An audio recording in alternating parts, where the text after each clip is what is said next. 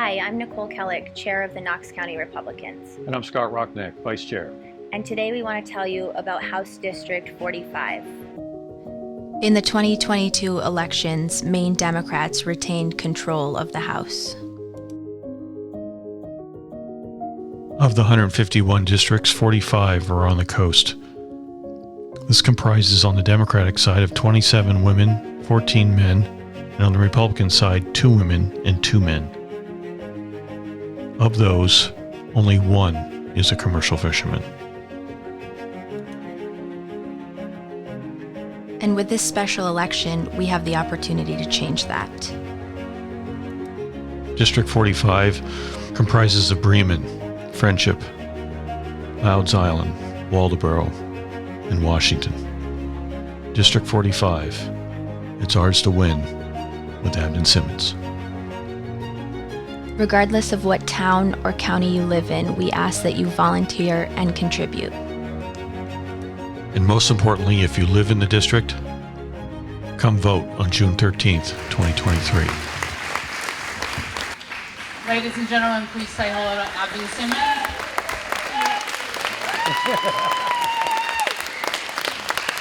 Our next State House rep from District 45. Thank you guys.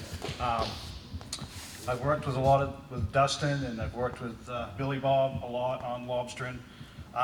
Unlike Dustin, he's just getting into other fisheries and protecting other fisheries. I've been doing it for the last 15, 17, 18 years.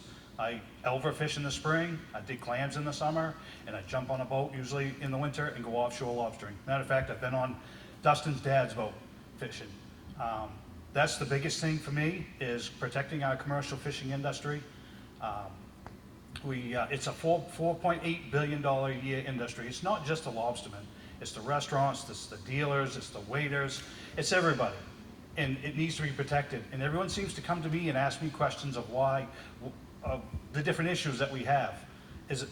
I seem to have the grip on what people want to know, where to go to get the information they need, and I protect whatever. It doesn't matter what fishery it is.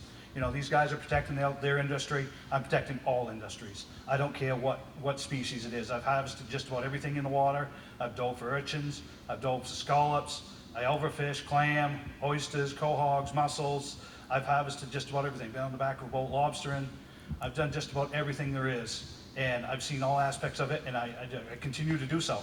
Even if I'm not in the legislature, I've had a bill in this year that I had our state senator put in for me to protect the elder fishermen, the older elder fishermen. If they got hurt during the season, they would be allowed to continue to get their quota caught, so they could have a income. Some of these fishermen, elder fishermen that are older, you know, the average age of a commercial fisherman is in the 50s. And if somebody gets hurt, they need that income to be able to live the rest of the year. That's their livelihood. And that's one of the things I did. It's not big to the average person, but it's huge to the guys that need that money to make it through the year. But no, I support these guys 100%. Same thing with the offshore wind. I've been, 22 miles off in Monhegan. And if you leave out of Friendship, it's another 17 miles. So I've been 39 miles offshore.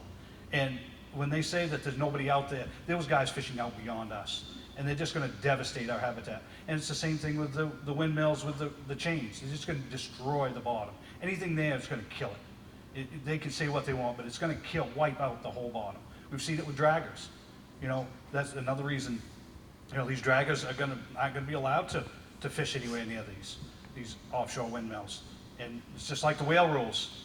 I was appointed 2 years ago to the DMR Advisory Council. I was the only one on that DMR Advisory Council that voted against the addendum for the whale rules. I was the only one. And that's pretty disheartening.